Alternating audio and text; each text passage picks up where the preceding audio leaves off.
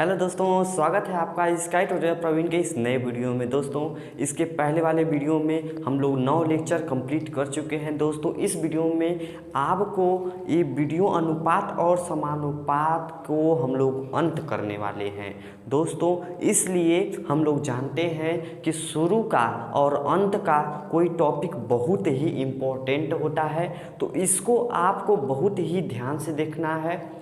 तो इसे पढ़ाने के बाद आप लोग प्लेलिस्ट में जो वीडियो दिया है उस सब वीडियो को आपको देखने के बाद कोई भी ऐसा क्वेश्चन नहीं है जो आप लोग नहीं सॉल्व कर पाते हैं, वो भी 20-30 सेकेंड में सॉल्व कर सकते हैं, जो कि अब आगामी परीक्षा के लिए बहुत ही ज़्यादा इम्पोर्टेंट होने वाला है। तो अभी हमारे चैनल पे आप लोग नए हैं तो प्लीज़ हमारे चैनल को सब्सक्राइब कर लीजिए। तो चलिए स्टार्ट करते हैं आज का ये वीडियो। तो दोस्तों, आज का पहला है, मान लीजिए कि P, Q तथा R 3 व्यक्ति हैं। P, Q, R 3, मान लीजिए मोहन, सोहन, रोहन 3 व्यक्ति होंगे, नेहा, प्रिया, श्वेता 3 व्यक्ति कोई औरत होंगी, या कोई भी नाम हम ले सकते हैं। तो P, Q, R कोई 3 लोग हैं, उसमें हम कोई धन या कुछ भी A अनुपात B अनुपात C के रूप में उन्हें दिए हैं, उनका भाग इतना है। तो यदि आपको P का भाग दिया है, P का जो भाग दिया है यक्स, P का भाग दे दिया है कि यक्स P को मिला है, यक्स जो वास्तव में कितना मिला है यक्स मिला, लेकिन अनुपात में कितना मिला है A मिला है, Q को अनुपात में कितना मिला है B मिला है, R को अनुपात में कितना मिला है C में मिला है, C मिला है, लेकिन वास्तव में P को कितना मिला है यक्स। अभी इन लोगों का वास्तव नहीं दिया है, लेकिन P का वास्तव में यक्स दिया है। तो आपको इसमें 3-4 टाइप का क्वेश्चन बन सकता है। एक तो क्या बनता है कि Q का भाग कितना होगा, देखिए Q का भाग कितना होगा, R का भाग कितना होगा, पूछेगा ना। Q और R के जो भाग होगा उनके अंतर कितना होगा, P, Q, R के कुल भाग कितने होंगे, मतलब कितना में बांटा गया है। तो इस टाइप के क्वेश्चन हम लोग सॉल्व करेंगे।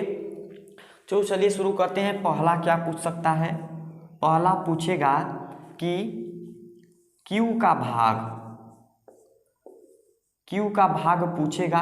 तो एक हम बात जानते हैं, जो दिया रहेगा वही हमारा ट्रिक रहता है। इसमें जो दिया रहेगा वही ट्रिक रहता है। कैसे रहता है, पहली बात, जो दिया रहेगा, क्या दिया है भैया, क्या दिया है उसको हमको गुणा करते हैं। यक्स दिया है ना, यक्स क्या है, जो धन हमारा दिया है वो क्या है, P द्वारा प्राप्त किया गया धन है। तो P वास्तव में अनुपात में कितना प्राप्त करता है A, तो अनुपात में A प्राप्त किया, लेकिन वास्तव में कितना यक्स रुपया प्राप्त किया।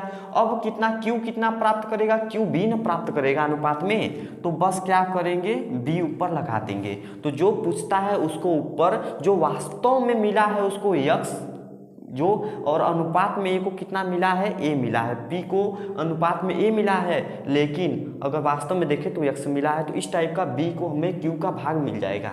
अब दूसरा R का भाग निकालना है।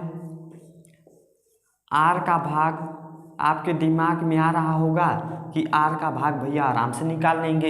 इसमें पहले जो दिया है उसका गुणा कर लेते हैं। P का भाग दिया है यक्स मिला है, अनुपात में कितना है A है, और वास्तव में R का भाग कितना है C मिलना है ना, तो C ऊपर कर देंगे। इसका मतलब R का भाग C बटे A इंटू यक्स हो जाएगा। ये ट्रिक आपके लिए बहुत ज़्यादा इम्पोर्टेंट है। तीसरा क्वेश्चन, Q तथा R के भागों का अंतर कितना होगा भैया, भागों का अंतर कितना होगा ये आपको बताना है। तब भागों का अंतर जो निकालना है, भागों का अंतर निकालना है तो अनुपात है ना, अनुपात न दिया है, R और Q और R का अनुपात न दिया है, तो इनका अनुपात में अंतर कितना होगा। अगर हम माने कि B बड़ा है तो B माइनस C अंतर होगा। और क्या करेंगे, जो मान जिसका दिया है अनुपात में A का मान दिया है ना, A का मान दिया, वास्तव में A का मान कितना दिया है यक्स, तो ये हो जाएगा कि Q और R के भागों में कितना अंतर होगा। जो पूछना है उसको ऊपर रखिए, जो अनुपात में मान दिया है उसको नीचे करिए, और जो वास्तव में दिया है उससे गुणा कर दीजिए, यही ट्रिक है। अब चौथा देखिए क्वेश्चन क्या है। चौथा हमसे पूछ सकता है इसमें कि P Q R का कुल भाग, P Q तथा आर का कुल भाग, PQ तथा R का कुल भाग, PQR का कुल भाग कितना होगा। तो यहाँ पर देखिए PQR का कुल भाग, भैया कुल भाग निकालना है। इसका मतलब P को अगर A रुपया मिला है, Q को B रुपया मिला है, R को C रुपया मिला है, तो कुल मिलाकर कितना होगा, A plus B plus C ना होगा। अगर सबको जोड़ ना देंगे क्या हुआ, PQR का कुल भाग। तो कुल भाग कितना है भैया, A plus B plus C ये होगा। लेकिन हमें दिया क्या है उसी से निकालेंगे ना, जो दिया है उसी से निकालेंगे। दिया है इसमें A की वैल्यू दिया है, A की वैल्यू दिया है कितना है भैया, यक्स है। तो ये हमारा बन गया एक प्रकार का, 4 प्रकार का क्वेश्चन इसी तरह से पूछता है। तो क्वेश्चन के माध्यम से हम लोग समझेंगे कि कैसे इसको सॉल्व करते हैं। सबसे पहले आप ये समझिए कि यदि PQR कोई व्यक्ति हैं, उनमें कोई भी धन PQR व्यक्ति हैं, उनमें कोई भी धन A अनुपात B अनुपात C में बांटा गया है। P का दिया गया है कि P को x रुपया, वास्तव में इसको A रुपया अनुपात में मिला है, लेकिन वास्तव में कितना मिला है, x रुपया मिला है।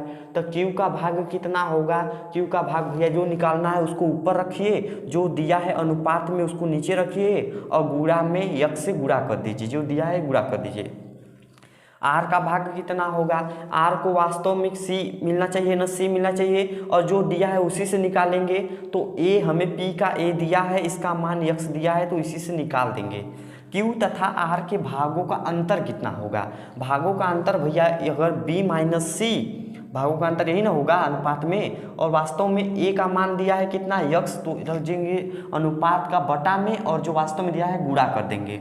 और PQ तथा R का कुल भाग कितना होगा, तो PQR का इसका A B C तो सबको जोड़ देंगे कुल के लिए, और बटे के A क्योंकि इसका मान दिया है तो A करेंगे और गुणे x, यही ट्रिक है। तो चलिए क्वेश्चन ले लेते हैं और हम लोग समझते हैं। पहला क्वेश्चन क्या दिया है, पेंसिल कलम तथा अभ्यास पुस्तिका का अनुपात किसी दुकान में 10:2:3 है। यदि उस दुकान में 120 पेंसिल है तो अभ्यास पुस्तिकाओं की संख्या क्या है, ये आपसे पूछा है। तो एक दुकान में उसमें 3 चीज़ है, पेंसिल कलम अभ्यास पुस्तिका। तो एक है पेंसिल है एक, फिर कलम है, फिर अभ्यास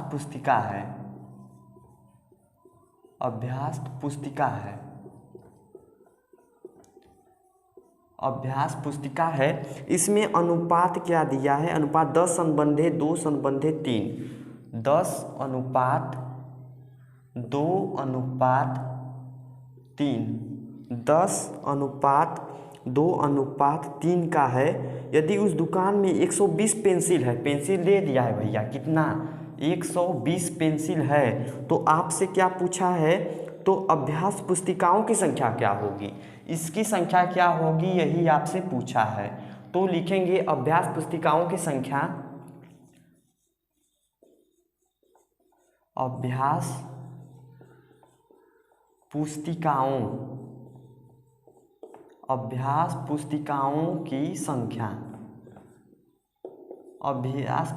की संख्या कितनी होगी। तो अभ्यास पुस्तिकाओं की संख्या कितनी होगी, सबसे पहले जो दिया है, जो ज्ञात करना है उसको ऊपर रखेंगे। तो ऊपर क्या है 3, जो दिया है उसका गुणा करेंगे। क्या दिया है 120, वास्तव में मान दिया है 100 गुणे 120। ये 120 मान किसका दिया है, पेंसिल का अनुपातिक मान कितना है 10, तो 10 कर देंगे। इसी को हल करेंगे अभ्यास पुस्तिकाओं की संख्या मिल जाएगी। तो 10 से काटेंगे, कट गया, तो यहाँ पर 3 गुणे 12, 12×3 = 36, ये हमारा हो जाएगा आंसर। मज़ा आ रहा है तो वीडियो को लाइक जरूर करिए। अब हम लोग देखेंगे दूसरा क्वेश्चन। किसी धनराशि को रागिनी, साधना और अलका के बीच 4:3:6 के अनुपात में क्रमशः बांटा जाना है। साधना का हिस्सा 750 है, तो अलका को रागिनी से कितने रुपए अधिक मिलेंगे, यही बताना है आपको। तो कितना, कौन कौन है, रागिनी, साधना और अलका, 3 लोग हैं। एक तो रागिनी है और एक साधना है, एक अलका है। तो हम लोग शॉर्टकट में लिख लेते हैं इसी तरीके से। आर से रागिनी, साधना, अलका, 3 लोग हैं। इनमें अनुपात कितना है? 4:3:6 का। 4:3:6 का अनुपात है इसमें दिया है कि साधना का हिस्सा 750 है। साधना का हिस्सा कितना है? साधना यहाँ ना, इसको कितना मिल रहा है? 750 मिल रहा है। तो ये तो मिल रहा है। अलका को रागिनी से कितने रुपए अधिक मिलेंगे? अलका को रागिनी से कितने रुपए अधिक मिलेंगे ये आपको बताना है। इसका मतलब जो इसका भाग होगा इसके भाग को घटा देंगे तो कितने रुपए अधिक मिलेंगे। तो हम लोग ज्ञात करने के लिए कितने रुपए अधिक मिलेंगे क्या करेंगे? सबसे पहले दोनों का अंतर करेंगे। अलका में का 6 रुपया वास्तव में मिलना चाहिए, 6 रुपया इसको क्या जो अनुपात में है इसको 4 रुपया। दोनों का अंतर यही ना होगा अनुपात में। और जिसको मान दिया है, मान कितना यश का दिया है ना, अनुपातिक मान कितना है? अनुपात से क्या करते हैं? भाग देते हैं। वास्तव में कितना दिया है? 750। तो यहाँ पर कट करेंगे, यहाँ पर जब करेंगे इसको तो 6 मिले 4 गया, 2 बचेगा। 2 इधर काट सकते हैं, काटेंगे तो 3 से काटेंगे, 3 दूनी 6 हो जाएगा, 3 दूनी 6 इधर जाएगा, 3 पचे 15, 250। तो गुणे 250 जब करेंगे तो कितना हो जाएगा? यहाँ पर 250 दूना 500 गुणा करेंगे तो 500, ये आ जाएगा आंसर। 500 रुपया आ जाएगा आंसर। कोई धनराशि A:B:C के बीच 2:5:9 के अनुपात में बांटी गई है। यदि A का भाग 2500 है तो कुल धनराशि कितनी है? ये आपको पूछा है, थर्ड टाइप का पूछा है। तो ABC 3 लोग हैं, एक है A, एक B है, एक C। दोनों में 2:5:9, 2:5:9 के रूप में बांटा गया है। A का भाग 2500 है, A का भाग दे दिया है कितना? 2500 है। A का भाग 2500 है तो कुल धनराशि कितनी है? तो कुल धनराशि कैसे ज्ञात करेंगे? कुल धनराशि अभी तो अनुपात में दिया है ना, अभी अनुपात में दिया है तो क्या करेंगे? अनुपात में दिया है तो अनुपात का कुल धनराशि, इसको अगर A को 2 रुपया मिलेगा, B को 5 रुपया मिलेगा, C को 9 रुपया देगा तो पूरे कितना मिलेगा? 5 2 7 9 7 16, पूरा 16 मिलेगा। और जो दिया है उसका अनुपात में कितना है? 2, और गुणे जो हमें वास्तव में दिया है तो वास्तव में 2500 दिया है। यहाँ से भाग करेंगे, 2 8 16। तो अगर हम कर दे गुणा तो 8 0 0, 8 0 0, 8 पंजे 40, 40 के 0 हासी लगा 4, 8 दूनी 16, 16 4 कितना हो गया? 16 4 20। तो यहाँ पर 20,000 आ जाएगा पूरी। अब और हम लोग भाग के बारे में बात कर लेते हैं, क्योंकि लास्ट वीडियो हो तो थोड़ा सा लंबा पड़ेगा, लेकिन आपको पूरा नॉलेज फुल वीडियो है क्योंकि इसी से आपका अंत होने वाला है। तो देखिए, मान लीजिए 3 व्यक्ति हैं, P है, Q है, एक R है। 3 व्यक्ति हैं, उन्हें हम कोई धन A:B:C में दिए हैं कोई धन। अगर कुल धन हमें दिया है, कुल धन मान लीजिए कि आपको दिया है X, कुल धन X दिया है, तो इसमें कैसे प्रश्न पूछ सकता है? समझ में आया ना ये?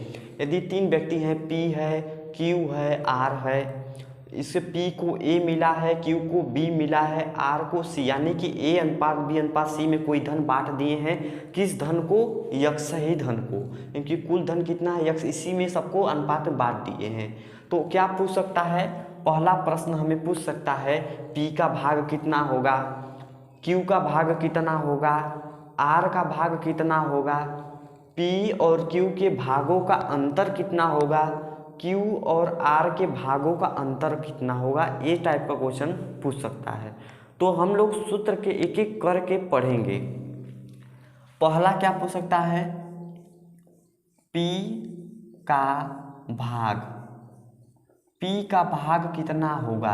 तो हम लोग जानते हैं कि जिसका पूछता है P का भाग ना अनुपात में कितना है वो पहले देखते हैं। P का भाग अनुपात में कितना है? ए, और देखेंगे दिया क्या है, दिया क्या है वो अनुपात में क्या है, दिया है कुल धन, तो कुल धन अनुपात में कितना है, ए प्लस बी प्लस सी, यही ना है कुल धन, ए प्लस बी प्लस सी कुल धन, लेकिन वास्तव में कितना दिया है, यक्स दिया है। तो ए सूत्र हमारा बन गया ए बटे के ए प्लस बी प्लस सी इंटू यक्स, ए बन गया। मतलब कि पी का भाग ज्ञात करना था, पी का भाग ए है ना, तो ए है, और कुल धन जो दिया रहता है उसी को अनुपात में बटा में लिखते हैं, तो ए प्लस बी प्लस सी कुल यही है और कुल धन दिया है यक्स। दूसरा हमें क्या पूछेगा, दूसरा हमें पूछेगा कि क्यू का भाग, क्यू का भाग, क्यू का भाग, तो क्यू का भाग पूछेगा तो क्यू का बी है ना, क्यू का भाग बी है। अब दिया हमें क्या है, कुल धन दिया है, कुल धन कितना है अनुपात में, ए प्लस बी प्लस सी, ए प्लस बी प्लस सी, और वास्तव में कितना दिया है, यक्स, तो ए हमारा हो जाए क्यू का भाग। अब आर का भाग कितना होगा, तीसरा बात, आर का भाग, आर का भाग कितना होगा, आर का भाग तो अनुपात में सी है ना, सी, और जो दिया है क्या दिया है, कुल धन दिया है, अनुपात में कितना कुल धन है, ए प्लस बी प्लस सी, और गुणा कुल धन कितना है, यक्स, ए दिया है, तो ए हमारा बन गया। चौथा बात क्या पूछ सकता है, पी और क्यू के भागों का अंतर, पी व क्यू के भागों का अंतर, भागों का अंतर, पी व क्यू के भागों का अंतर, पी व क्यू के भागों का अंतर, मतलब पी को जो धन मिला है, क्यू को जो धन मिला है, उसमें अंतर क्या है, तो ए पूछेगा, तो अंतर अनुपात में कितना होगा, ए माइनस बी होगा ना, ए माइनस बी यही ज्ञात करना है। इसका मतलब हम मान के चल रहे हैं कि ए बड़ा है, बी, क्यू को मान के चल रहे हैं क्यू का भाग अधिक है तो बी माइनस ए हो जाएगा, लेकिन यहाँ पर हम मान रहे हैं कि पी का भाग अधिक है, तो ए माइनस बी बटे कि जो दिया है कुल धन, कुल धन अनुपात में कितना दिया है, ए प्लस बी प्लस सी, तो ए प्लस बी प्लस सी इंटू वास्तव में कितना दिया है, यक्स, तो ए मान हो गया पी व क्यू के भागों का अंतर। पांचवा बात क्या पूछ सकता है कि क्यू और आर के भागों का अंतर, क्यू व आर के भागों का अंतर, आर के भागों का अंतर, तो क्यू व आर के भागों का अंतर वास्तव में क्यू ए, क्यू को बी मिला है, आर को सी मिला है, तो बी माइनस सी हो जाएगा ना, अंतर क्या हो जाएगा, बी माइनस सी, और कुल भाग कितने हैं, कुल भाग, कुल जो दिया है उसको अनुपात में कितना दिया है, बटा में ए प्लस बी प्लस सी, तो यहाँ पर ए प्लस बी प्लस सी इंटू क्या हो जाएगा, इंटू कुल धन कितना है, यक्स, वास्तव में अनुपात में तय है, वास्तव में यही है। तो इस टाइप का हम लोग क्वेश्चन कैसे करेंगे, क्वेश्चन के माध्यम से समझते हैं। अगर ये सूत्र आपको लिखिए, उसके बाद समझने का प्रयास कीजिए, अगर सूत्र आप लोग समझ जाएंगे तो उसके बाद क्वेश्चन को आपको देखते ही सॉल्व कर सकते हैं। मुझे पढ़ाना है इसलिए हम क्या कर रहे हैं, इसको समझा रहे हैं, वरना क्वेश्चन अगर सूत्र याद हो जाएगा आपको देख कर ही लगा सकते हैं केवल। तो इसलिए चलिए क्वेश्चन ले लेते हैं और उसके माध्यम से हल करते हैं। इसमें यही था कि P, Q, R तीन व्यक्ति हैं, तीनों को A अनुपात B अनुपात C अनुपात में कोई धन दिया है, कुल धन आपको दे चुका है कि कुल धन यक्स है, तो इसमें P का भाग पूछेगा, Q का भाग पूछेगा, R का भाग पूछेगा, P और Q के भागों का अंतर पूछेगा, Q और R के भागों का अंतर पूछेगा, तो जो पूछेगा उसको ऊपर लिखेंगे, जो दिया रहेगा उसका अनुपात में देखेंगे क्या है, अनुपात में उसको नीचे रखेंगे, और जो वास्तव में दिया है उसको क्या करेंगे, गुणा में लिख देंगे। तो चलिए क्वेश्चन के माध्यम से समझते हैं। क्वेश्चन दिया है कि 6000 को A अनुपात B, देखिए क्वेश्चन दिया है 6000 को A, B तथा C के बीच 4:3:5 के अनुपात में बांटी जाती है। B और C के धनराशि में अंतर क्या है, आपको यही बताना है। तो देखिए 6000, A, B, C तीन व्यक्ति हैं, A, B, सी 3 व्यक्ति हैं, उनमें 6000 को 4 संबंधी 3 संबंधी 5, 4:3:5 के रूप में इन्हें बांटना है। कुल धन कितना है? कुल धन दे दिया है, कुल धन 6000 है, इसमें दे दिया है कुल धन कितना है? 6000। कुल धन 6000 है। तो पूछा क्या है इसमें? पूछा है कि बी और सी के धनराशि में अंतर, बी और सी की धनराशि में कितना अंतर होगा, यही आपको पूछा है। तो लिखेंगे बी व सी के धनराशि में अंतर, धनराशि में अंतर, बी व सी के धनराशि में अंतर। अगर देखें अनुपात रूप में सी को 5 रुपया मिला है, बी को 3 रुपया मिला है, तो 5 में से 3 गया कितना? अंतर तो 5 में से 3 गया 2 का होगा, ये तो अंतर निकल गया। तो 5 में से 3 गया 2 का। अब उसके बाद क्या होगा कि इसमें जो मान दिया है, क्या दिया है? कुल धन का मान दिया है। कुल धन कितना है? अगर ए को 4 रुपया है, बी को 3 रुपया, सी को 5 रुपया, कुल धन कितना है? 4 3 7 5 12, तो 12 हो जाएगा। और गुणे कुल धन कितना है जो दिया है? 6000। तो 12 से काटेंगे, 12 5 60, 12 5 60, डबल जीरो हो गया। और 2 से 5 दूनी 10, 5 10, एक जीरो और बचेगा, 2 जीरो, तो 1000। यही क्या हो जाएगा? इसका आंसर हो जाएगा। इसका मतलब बी व सी की धनराशि में कितना का अंतर होगा? 1000 का अंतर होगा। एक आखिरी टॉपिक हम लोग पढ़ लेते हैं कि यदि 3 व्यक्ति हैं पी क्यू आर, इसमें कोई धन है, उसे ए अनुपात बी अनुपात सी में बांटा गया है। हमें दिया क्या है? फैक्ट के रूप में हमें दिया है कि पी तथा क्यू के भागों का अंतर हमें दे दिया है x रुपया, कि जो p है और q है भागों का अंतर उसे x दे दिया है। तो हमें इसे कैसे करेंगे, इसमें कितने प्रश्न बनते हैं ये पढ़ते हैं।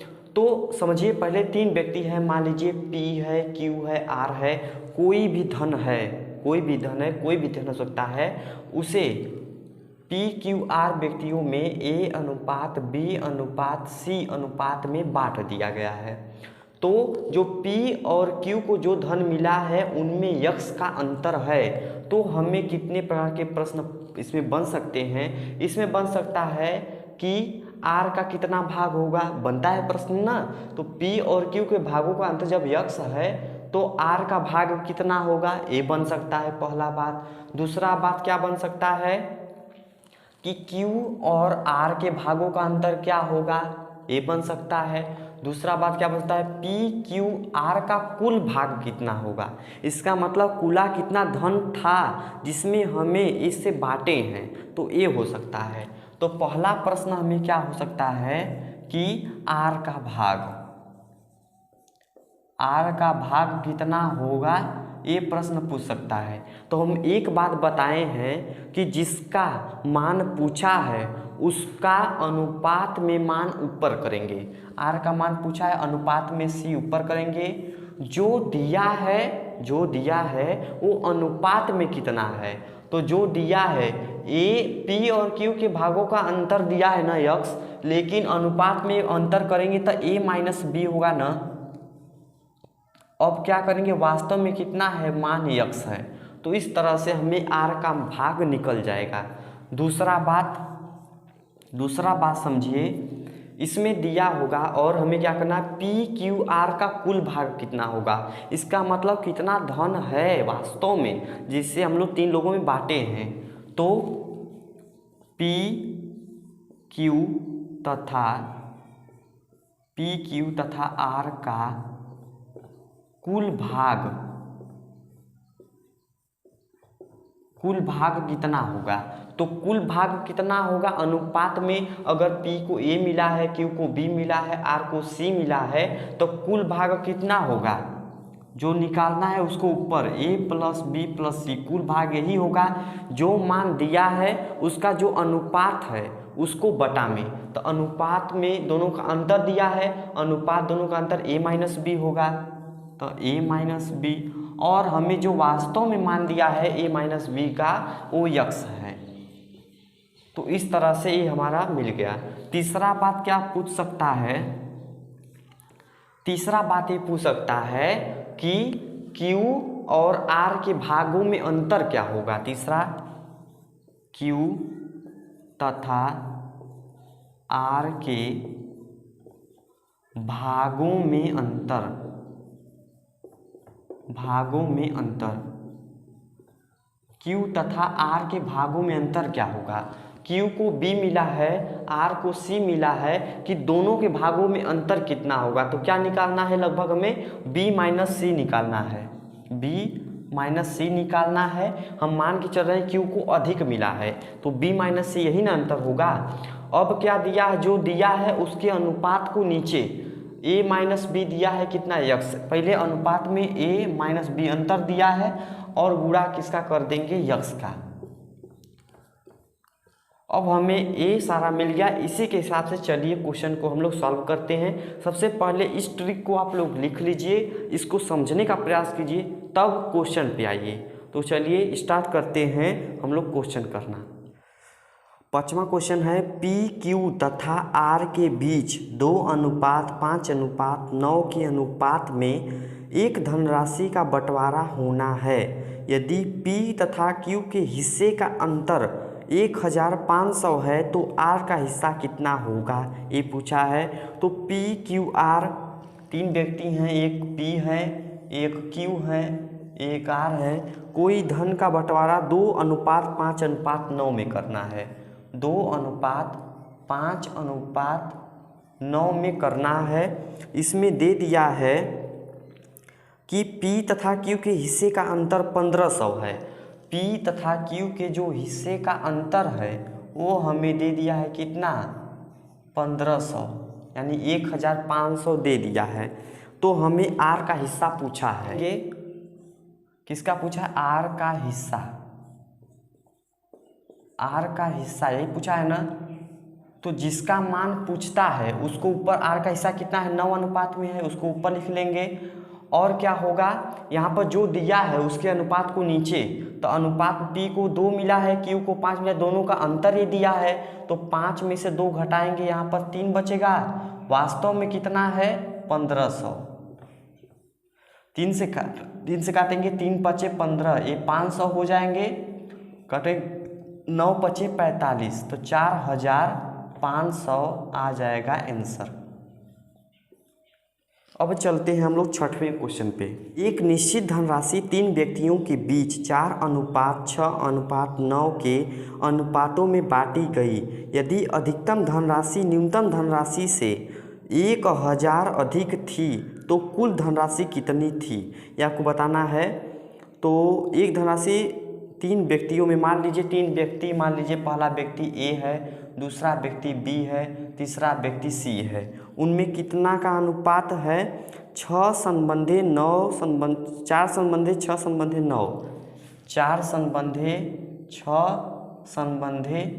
का अनुपात है। दिया क्या है, दिया है कि यह अधिकतम धनराशि न्यूनतम धनराशि से 1000 अधिक थी। तो सबसे अधिकतम धनराशि कितनी है, 9, न्यूनतम धनराशि कितना, 4। तो इन दोनों का जो अंतर दिया है कितना दिया है, 1000 का अंतर, 1000 का दिया है। इसका मतलब जो C है वो A से 9000 अधिक है। तो क्या पूछा है, इसमें पूछा है कि कुल धनराशि कितनी थी, कुल धनराशि पूछा है। इसका मतलब लिखेंगे कुल धनराशि, कुल धनराशि कितनी होगी। तो कुल धनराशि देखेंगे तो कुल 4 है, 6 है, 9 है, तो 4 + 6 + 9, 6 × 10, 9, 19। कुल धनराशि तो 19 हो गई, 19 हो गई ना। लेकिन जो दिया है वो अनुपात में क्या अंतर होगा, जो इन दोनों का अंतर दिया है ना, अनुपात में अंतर क्या है, 9 में से 4 गया कितना, 5 का अंतर दिया है। और वास्तव में कितना है, वास्तव में अंतर कितना है, 1000 का अंतर है। तो कुल धनराशि कितनी हो जाएगी, 5 से काटेंगे, 5 दूनी 100, 5 दूनी 10, तो 200, तो 19 दूना कितना हो जाएगा 38, तो हो जाएगा 3800 आंसर। इसका मतलब कुल धनराशि 3800 थी। अब देखते हैं हम लोग 7वां क्वेश्चन। ए, बी तथा सी ने कुछ आम 5:3:2 के अनुपात में खरीदे। यदि ए तथा सी के आमों का अंतर 60 हो तो बी तथा सी के आमों का अंतर क्या होगा। इसमें 3 ए बी सी ने कुछ 3 व्यक्ति हैं, एक है, एक बी है, एक सी है। उनमें आमों के खरीदने का अनुपात क्या है, 5:3:2, 5:3:2, 5:3:2 है। यही दिया है 5:3:2 खरीदे। यदि ए तथा सी के आमों का अंतर 60 दिया है, ए व सी के जो आम है उनका अंतर 60 दिया है, 60 दिया है। और पूछा क्या है इसमें कि बी तथा सी के आमों का अंतर क्या है। बी और सी के आमों का अंतर पूछा है, तो ये हमें पूछा है, तो बी व सी के आमों का अंतर, बी व सी के आमों का अंतर, आमों का अंतर जो पूछा है उसका अनुपात कितना है। देखो बी व सी क्या, मान लीजिए बी 3 आम खरीदा, सी 2 आम खरीदा, तो अंतर कितना होगा, 1 आम का। अनुपात में अंतर क्या है, और अनुपात में जो दिया है वो क्या दिया है कि ए और सी के आमों का जो अंतर है वो 60 दिया है। तो अनुपात में ए 5 दिया है और सी 2 दिया है, तो 5 में से 2 गया 3। अनुपात में तो अंतर ही है ना, लेकिन पूरा वैल्यू कितना दिया है, वैल्यू दिया है 60। तो क्या करेंगे, 3 से काटेंगे, 3 दूनी 6, 20 हो जाएगा। इसका मतलब कि बी व सी के आमों का अंतर कितना होगा, 20 होगा।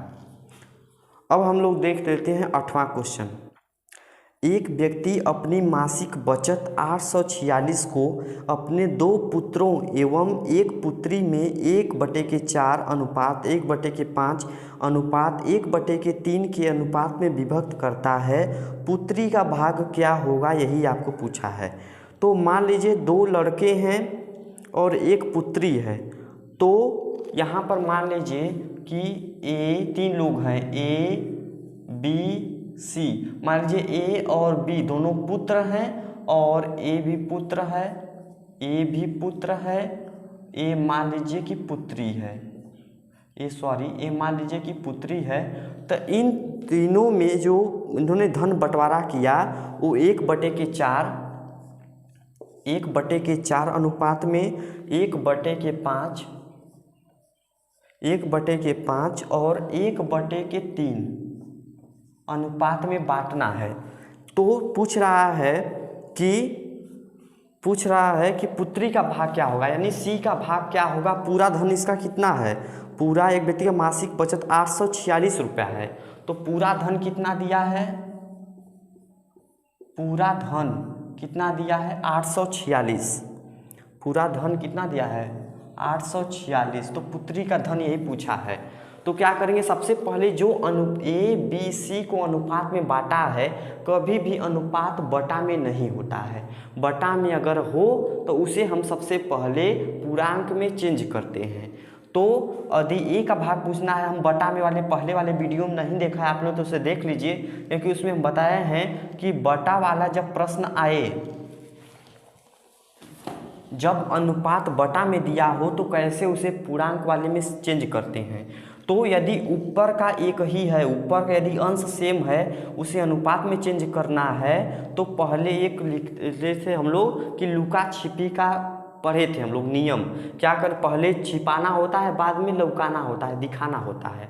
तो क्या करेंगे, पहले इसका मान ज्ञात करना है, तो इसको छिपा लीजिए, इसको 5×3 15 गुणा कर दीजिए, 5×3 15 अनुपात। अब बी का मान पूछा है, इसका जो मान है उसको छुपा लीजिए, 4×3 12 अनुपात 12 हो जाएगा। अब सी का मान क्या है, इसको छुपा लीजिए, 5×4 20। तो ये हमारा हो जाएगा ए बी सी का जो बटेगा वो 15:12:20 अनुपात में बटेगा। अब हमें क्या करना है कि C का मान कितना होगा, तो C का भाग लिखेंगे। C का भाग अनुपात में कितना है, 20 है। अभी क्या दिया है, पूरा धन दिया है ना, तो पूरा धन अनुपात में कितना है, 15 + 12 + 20 कितना हो जाएगा, 2 0 2 2 5 2 7, ये हो जाएगा 2 1 3 1 4 47। और वास्तव में मान कितना दिया है पूरा धन, 846। तो यहाँ पर हम लोग पहले देखते हैं, काटते हैं इसको। अगर काटेंगे हम लोग तो 18 बार में जाएगा। काट के देखिए, 846 में 47 का भाग दे दीजिए। यहाँ पर 846 में 47 का भाग दीजिए, तो 47 एक कम कितना हो जाएगा, 47। 14 में 7 गया, 7 बचेगा। यहाँ पर 7 बचा, 7 में 4 गया, 3 बचेगा। यहाँ पर 6 बचेगा, उतर जाएगा ना। फिर कितना वाले जाएंगे, इसको दे दिए 4 4 के साथ 4 के साथ 7 8 7 12 16 16 20 24 28 4 8 32, 8 बार में जाएंगे। 8 से 56, 56 के 6 80 लगा 5, फिर 8 चौके 32, 32 5 कितना हो जाएगा, 37। ये कट गया, आंसर कितना आ जाएगा, 18। तो 18 ये हमारा आ जाएगा। फिर गुणा करेंगे 20 में 18 का, तो 18 दूनी 36, 18 दूनी 36, एक 0 बढ़ा देंगे तो 360। तो C का भाग कितना हो जाएगा, 360। तो दोस्तों ये वीडियो आपको कैसा लगा, ये अनुपात और समानुपात का लास्ट वीडियो था। हमने इसके लिए आपके लिए बहुत ज़्यादा मेहनत किया है। तो अगर आप लोग थोड़ा सा मुझे कमेंट करके बताएंगे कि अगला चैप्टर आपको कौन सा चाहिए, किसका बेहतरीन ट्रिक चाहिए, किस में आप लोग महारत हासिल करना चाहते हैं, तो मैं उसी हिसाब से वीडियो लाऊंगा। तो दोस्तों अगर ये वीडियो आपको पसंद आया है तो इसे लाइक करिए, अपने दोस्तों में शेयर कीजिए, और चैनल पे नए हैं तो प्लीज़ हमारे चैनल को सब्सक्राइब कीजिए, क्योंकि मैं जो वीडियो डालता हूँ वो आपके पास सबसे पहले पहुँच सके।